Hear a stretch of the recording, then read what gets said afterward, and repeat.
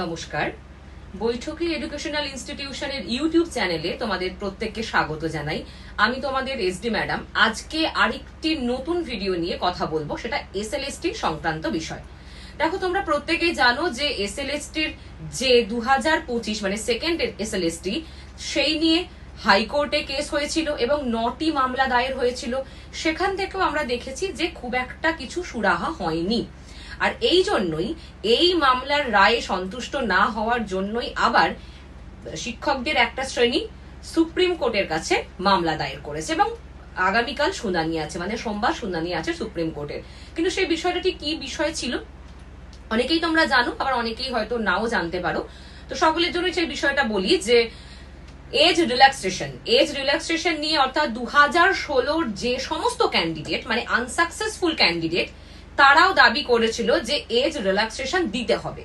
তো এই একটা বিষয় আছে। আর অবশ্যই আর একটা যে প্রায়র টিচিং এক্সপিরিয়েন্সের 10 নম্বর, তো সেই সংক্রান্ত বিষয় নিয়েই কিন্তু আবার মামলা দায়ের হচ্ছে।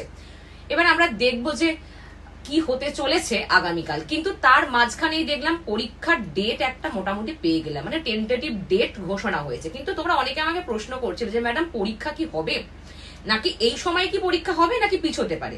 দেখো, সম্ভাবনা কিছুটা আছে বলা যায়। কারণ কি, যদি দেখি আমরা 7ই সেপ্টেম্বর একটা পরীক্ষার ডেট দেওয়া হয়েছে আর 14ই সেপ্টেম্বর, যদি এভাবে দেখা যায় 7 থেকে 14 তারিখ সেপ্টেম্বর।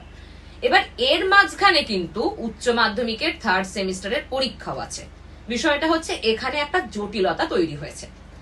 যেরকম 8 তারিখে তোমরা জানো একটা পরীক্ষা আছে উচ্চ মাধ্যমিকের, আবার সেই একই রকম ভাবে 15 তারিখে আছে, 13 তারিখে আছে। ফলে এই একটা জটিলতা তো দেখা দিচ্ছে। আবার তারই পাশাপাশি আমরা দেখছি যে যদি এই সময় না পরীক্ষা হয়, মানে এই 7 আর 14 যদি পরীক্ষা না হয়, তাতেও একটা সমস্যা কি জানো, সেটা হচ্ছে পুজো এসে যাচ্ছে, সেপ্টেম্বরের লাস্টের দিকে পুজো। সুতরাং সময়টা খুবই অদ্ভুত ভাবে একটা জটিলতা সৃষ্টি করছে। এবার দেখা যাক যে কি হতে চলেছে। তবে কালকের দিনটা খুব ইম্পর্টেন্ট একটা দিন, কারণ কালকে সুপ্রিম কোর্ট কি রায় দেয় তার উপর নির্ভর করছে আরো কতটা ফর্ম ফিল আপ বাড়বে। কারণ যখনই যদি এইরকম রায় আসে যে এজ রিল্যাক্সেশন পাচ্ছে 2016 সমস্ত ক্যান্ডিডেট, তাহলে তো আমরা দেখতে পাবো যে স্বাভাবিকভাবেই তারাও ফর্ম ফিল আপ করবে। আবার এটাও একটা বড় বিষয় বলে দিই যে এখানেও একটা অন্যরকম অদ্ভুত ব্যাপার আছে। দেখো, সেটা হচ্ছে বিচারপতি সঞ্জয় কুমার এবং সতীশ চন্দ্র শর্মার এজলাসে এই মামলাটা হয়েছে। এই সঞ্জয় কুমারকে তোমাদের মনে পড়ছে যে বিচারপতির কথা, যিনি এই 2016 26,000 চাকরি কিন্তু বাতিল রায় দিয়েছিলেন, তার এজলাসেই উঠছে এই মামলা। কালকে সেটা দেখার বিষয় যে কি হতে চলেছে। আশা করব যেটা হবে অবশ্যই সকলের জন্য ভালো হবে এবং সুপ্রিম কোর্ট, মহামান্য সুপ্রিম কোর্ট সকলের কথা ভেবেই সেই রায়দান করবেন।